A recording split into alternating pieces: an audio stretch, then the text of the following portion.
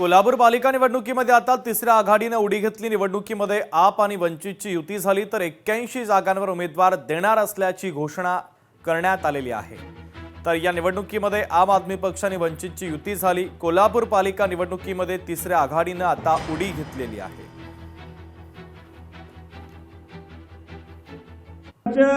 फायद्यासाठी आम्ही करत नाही, आम्ही कार्यकर्त्याच्या सन्मानासाठी करतो, एवढं लक्षात घ्या मित्रांनो।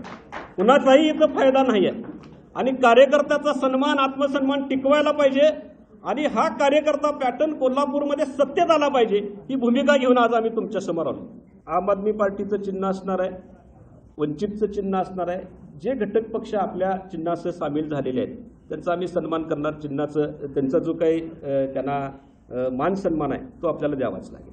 विजयी संकल्प महासभेतच सांगितलं की आम्ही 81 जागा लढवतोय आणि आम आदमी पार्टी असेल, आमच्या बहुजनांच्या संघटना असतील, ॲडव्होकेट सुरेश साहेबांची संघटना असेल, ह्या सगळ्यांच्या माध्यमातून आम्ही निश्चितच 81 जागा लढवणार आणि चांगला प्रतिसाद आहे।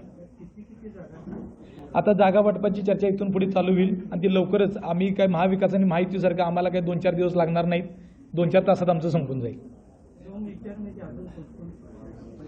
समविचारी जे फुले शाहू आंबेडकरांना मानतात आणि जे कोल्हापूरचा खरोखर विकास आणि कार्यकर्त्याला ज्याला खरोखर तळमळीने संधी द्यायची आहे ते पक्ष असतील। सोलापूर महानगरपालिका निवडणुकीची रणधुमाळी सुरू आहे। जयकुमार गोरेंच्या कार्यपद्धतीबाबत भाजपचे आमदार संभ्रमात आहे। उमेदवार निवड समिती कोण तेच माहिती नाही। आमदार विजयकुमार देशमुखांच्या वतीने आता उघडपणे खंत व्यक्त करण्यात आलेली आहे। निवडणूक समिती कोण कोण आहेत हेच माहीत नाही आणि त्या समितीत जाहीर झाल्याप्रमाणे जे रघुनाथजी कुलकर्णी होते ते निघून गेले, परत कधी आले नाही तिकडं।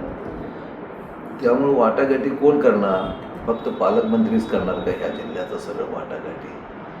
कुणाशी करावं हे आम्हाला अजूनपर्यंत कळालं नाही। त्यामुळे मी कधी त्यांच्याशी संपर्क साधलो नाही। बैठकच झालं नाही तर मी का सांगू पालकमंत्री होते का कोण?